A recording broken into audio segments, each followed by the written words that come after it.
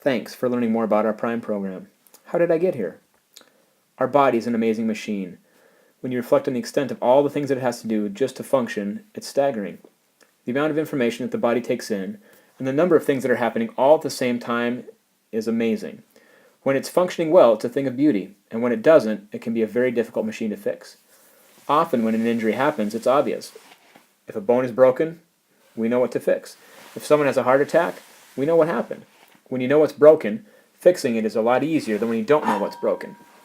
For example, if you walk into your house, go downstairs to the basement, and the floor is all wet, you know that something's wrong. If you don't do anything to find where the water's coming from, it probably won't get any better. If you just get out your wet vac and start sucking up water, you may make a little progress, but you may be fighting a losing battle. The water may just continue to get higher and higher, and eventually gets into the electrical sockets, and now the lights go out. If you then change your focus to figure out why the light went out, and start just by changing light bulbs or fixing the switch on the wall, you obviously won't ever get the light to come on. Hopefully you've been looking at what was causing the water to get into the basement by finding the cause or source of the water.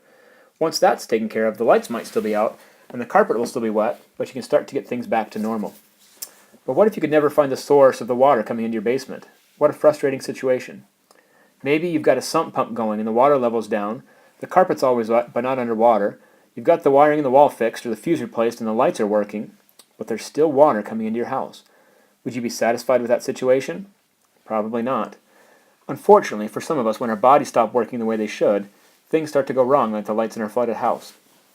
It could be pain, it could be dizziness, it could be fatigue, it could be all of the above and more.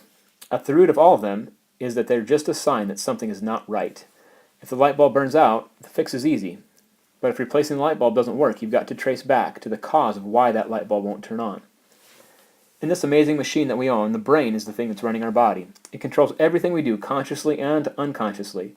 It uses input that it receives from the body to make decisions on what to do next.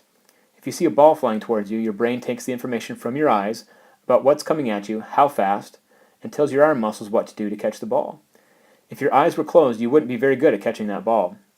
This happens every millisecond of the day for thousands of pieces of information coming into the brain from multiple sites all at the same time. If the input getting to the brain isn't accurate or being processed well, the output won't be good or accurate as much as we want it to be. One of the most basic things we need to do for any body system or movement to function well is to hold ourselves up on the ground against gravity as a start position for every other activity to occur.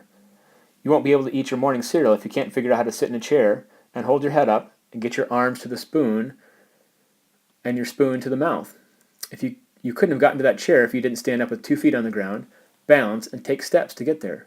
You couldn't have sat up in bed if you couldn't figure out what up was, or down was, or lying flat was, and how to get from one position to the other. This most basic of things is actually a very complex process that takes inputs from lots of different areas of the body, such as the eyes, ears, feet, and hands. When the output just to be upright on the ground is not efficient, our bodies, in their amazing design, will figure out a way to do it, even if it's not done in an ideal way. Unfortunately, how you have to work at this point may create symptoms of muscular imbalance or tension, dizziness or postural imbalance, or any number of other issues. The issues or symptoms that are manifested may not appear to be issues related to upright balance, but often are related to this muscular or postural imbalance. For example, if the symptom is neck pain, it may be directly related to an old neck injury, or it could be that now the neck muscles are being told to work in a different way by the brain because the brain doesn't have a normal understanding of what up and down is or where it's at in relation to the ground or the world around it. This may be directly related to the neck injury or not, but the cause of continued issues may be this poor or lack of proper perspective. The light bulb may be out because of the light bulb, or there may be other issues such as the broken water pipe that no one fixed that's now causing the electrical system to short out. So if you find yourself standing in a house with wet carpet, bailing water like crazy just to try and keep the lights on, or you can't even get the lights on, or you're fighting whatever problem you have, the issue is that we haven't yet identified what's wrong at the core. From our perspective, the leaky water pipe contributing to whatever problem we're dealing with on our house is coming from the most basic issue of not accurately perceiving where you're at in space, on the ground, and against gravity appropriately. Thanks for continuing to learn more about our program. Continue to search and let us know if you have any other questions or concerns. Thanks.